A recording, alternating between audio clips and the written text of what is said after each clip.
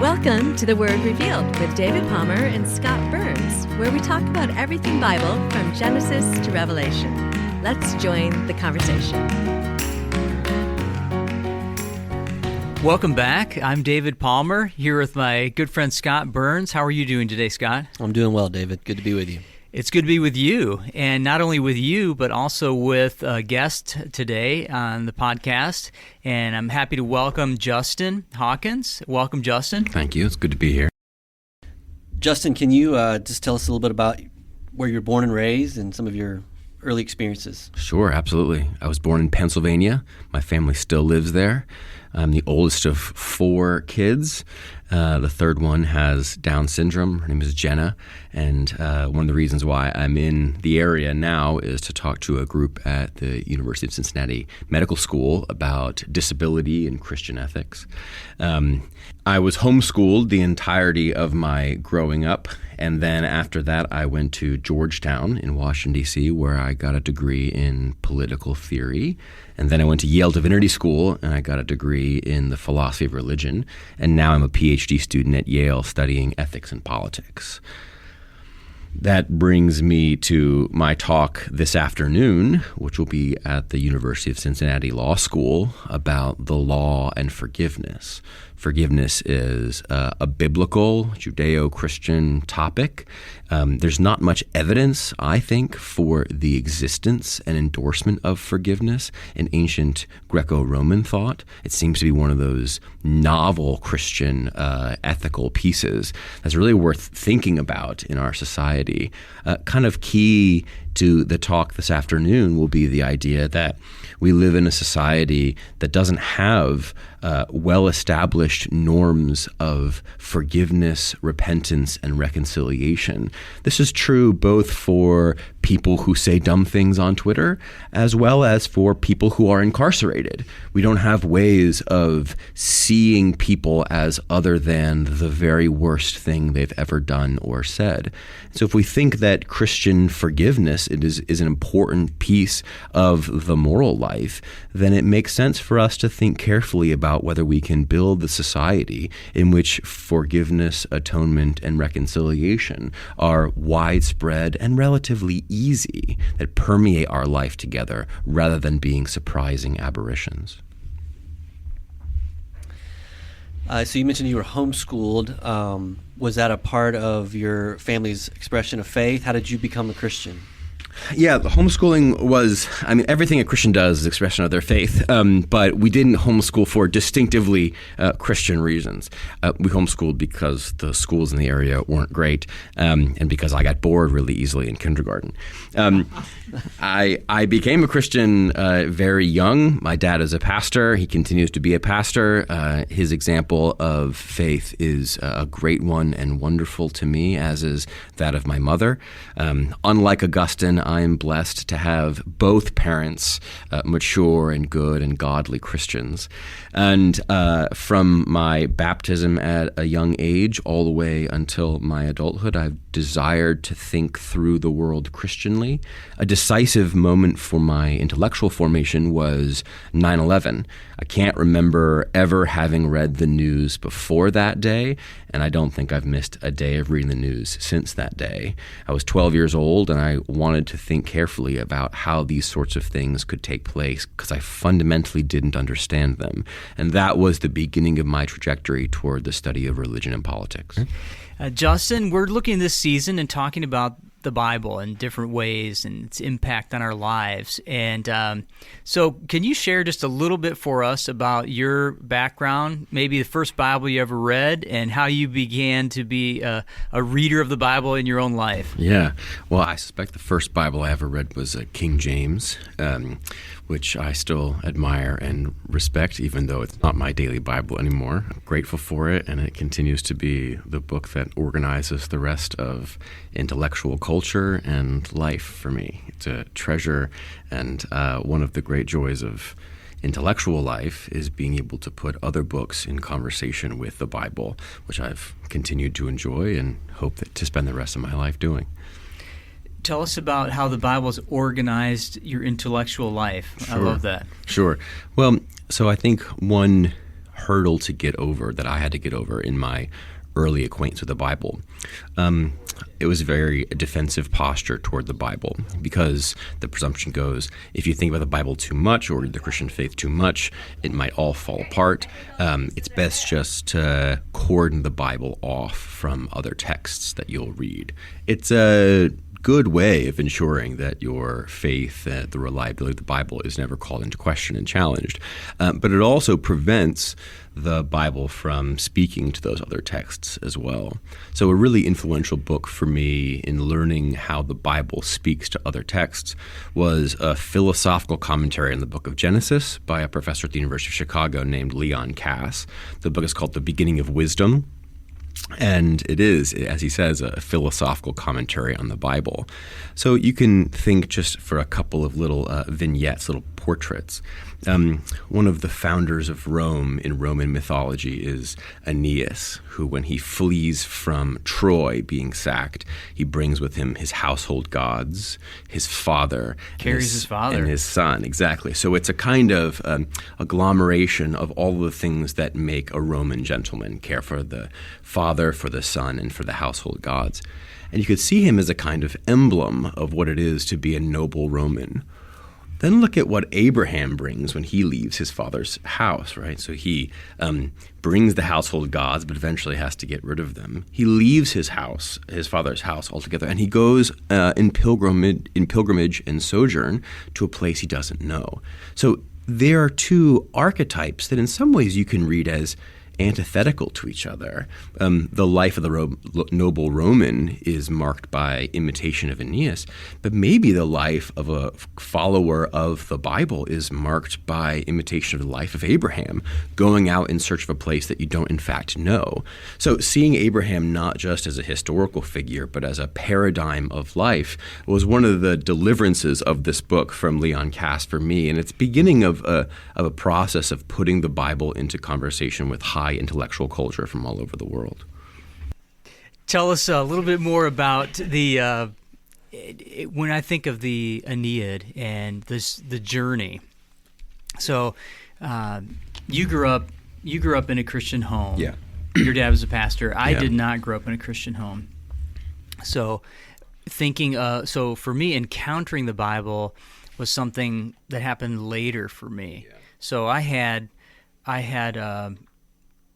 an intellectual tradition. I had other texts that were organizing my intellectual culture. And then I went to the Bible. And I know from your story that you've delighted to hear and engage with others who have met the Bible later in life and engaged then with an intellectual culture that they already inherited. So tell us a little bit about heroes for you along that pathway. Sure. Yeah, so one hero in thinking about the Bible and intellectual culture might be the early Christian figure Augustine. Augustine lived from 354 to 430. He was a North African Christian theologian and bishop, and he encountered the Bible relatively late in life, after what was the best education that the Roman world had to offer. When Augustine found the hermeneutical keys that Ambrose gave him, he found them as a source of and a key to unlocking the wisdom of the Bible, which continued to guide him for the rest of his life. Augustine is received as a major thinker in political theory. There was a 20th century revival of political Augustinianism, and what might sometimes be lost in the various revivals of Augustine is the degree to which he is such a biblical thinker. One of his longest texts is a 5-volume commentary on the Psalms. And his major work, one of the major works, The City of God, is largely wrapped up in the second half as running along the storyline of Scripture from creation to consummation. So City of God is pivotal work in human literature. It's in some ways it's a biblical theology. Mm-hmm. What's the City of God about, and when was it written? Why was it written? Yeah. So the city of God, the full title is The City of God Against the Pagans. And that little subtitle suggests the occasion for its writing. So in 410, Rome is sacked by the Goths, this barbarian tribe who live in the Balkan regions. And what's significant about this for Augustine is it's only 30 years after Christianity had become the official religion of the Roman Empire under Emperor Theodosius. So the pagan argument is this, that Rome had these pagan gods, and they did a pretty good job of keeping Rome safe for something like a millennia. And then this Jesus fellow came along, and he couldn't keep Rome safe for 30 years. So it's an argument about civil religion, and the intuition by some of these pagans is the test of a true God is he keeps his city safe. And Augustine doesn't deny that key principle, but he denies the Roman pagans have understood properly which city it is that the God of Abraham, Isaac, and Jacob has vowed to protect. Mm-hmm. And so then over the course of something like 1,000 pages, Augustine develops his argument. And he divides the book into 5 different sections. There are 2 big sections, books 1 through 10 and then 11 through 22. The first is a kind of deconstructive Roman reading of Roman culture. And the second half is a constructive project that maps these 2 cities, the city of God and the city of man, from their division in the fall of the bad angels all the way up to their differing endpoints, which of course for Augustine is heaven and hell. Of particular, folks like different sections. If new readers want to read City of God, I would recommend them begin with the second half, which might be a little bit more familiar to them. He begins with the desires of the Roman people, and he routes those desires to their proper object. So even things like the Roman desire for glory, he doesn't say that desire is intrinsically wrong. He says that they misunderstood where they ought to look for glory. And then he routes the desire for glory from Roma Eterna, the eternal Rome, to the glorious city of God, right? Glorious things of thee are spoken, says the Psalms. So Augustine's first move in reading Roman culture is a move of affirmation, of affirming their desires and their deep impulses. Famously, Augustine says that our hearts are restless until they rest in God. And so he believed that in some sense that the object of all of our longings is God. So the question then is, how would you route the longing of the society around you toward its proper object in God without doing something sort of sneaky like a Jesus juke, right? Well, what you thought you want was, financial stability. What you actually wanted was God, right?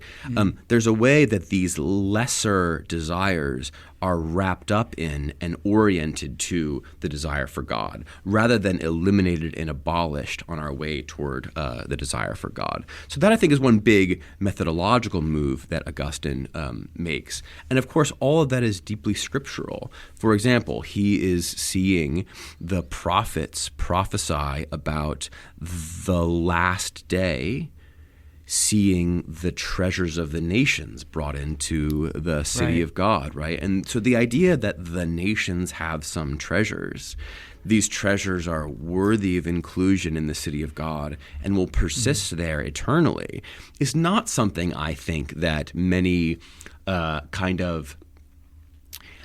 anti-culture cultural argument, Christian cultural arguments often make. The idea there is the church has simply all the answers and the pagans have simply all the questions. And what they ought to do is come to us who really know what's going on in the world and we can solve their problems. Augustine doesn't allow even a prideful posture toward the church. In a certain sense, we're all in this together here, right? The task of living rightly is a difficult one for Christians because sin is indwelling and will not finally be eradicated until the last day, and also pagans. So he's not triumphalistic in the way that I think is a common temptation for thinking about Christian cultural engagement, for lack of a better phrase.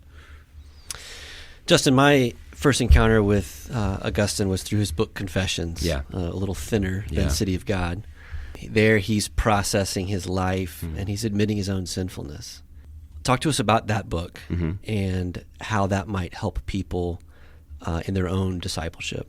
Yeah, that's great. So Augustine's Confessions is something of the first biography in history.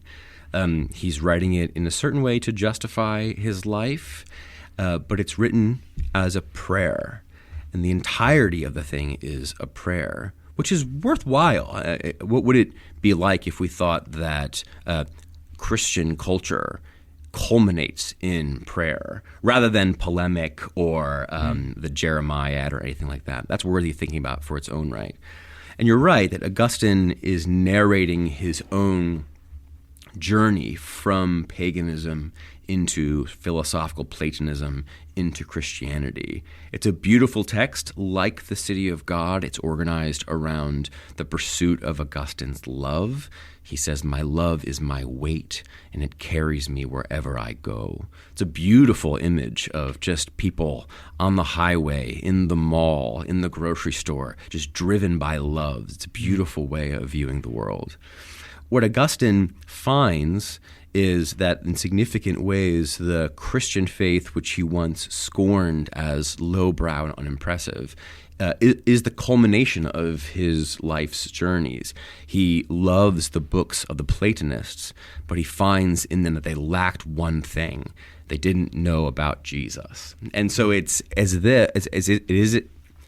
is as though Jesus is the key that the rest of this society had been looking for, and it's his task to slot that key in the rest of it all. Rather than abolishing, denying, and rejecting all the rest of that culture, he slots Jesus in and sees it as, in some way, the key to the unraveling of all the rest of the culture's glories. So what's then sometimes overlooked is the last 3 books of the Confessions have a very different tone of the book as a whole. The first 10 books are these kind of autobiographical section. And then in the last 3 books, he begins thinking about memory and the mind and the book of Genesis.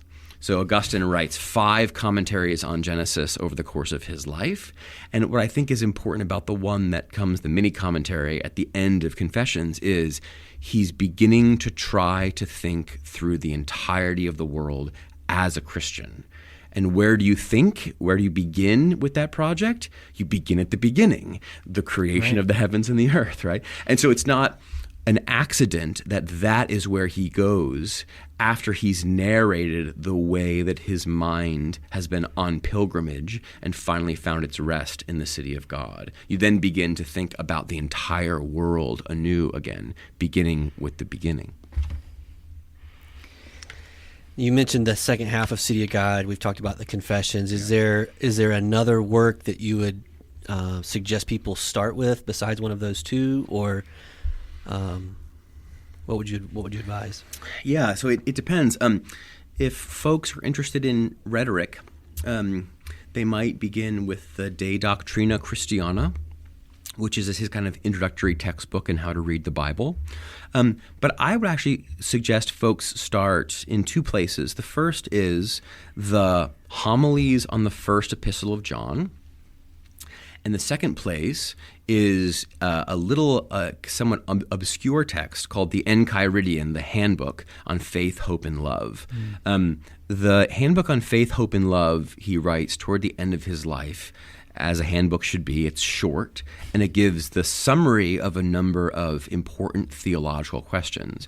Because Augustine changes his mind many times on many issues over the course of his life, it's sometimes difficult to pin down what views he actually thought to be his mature and final views.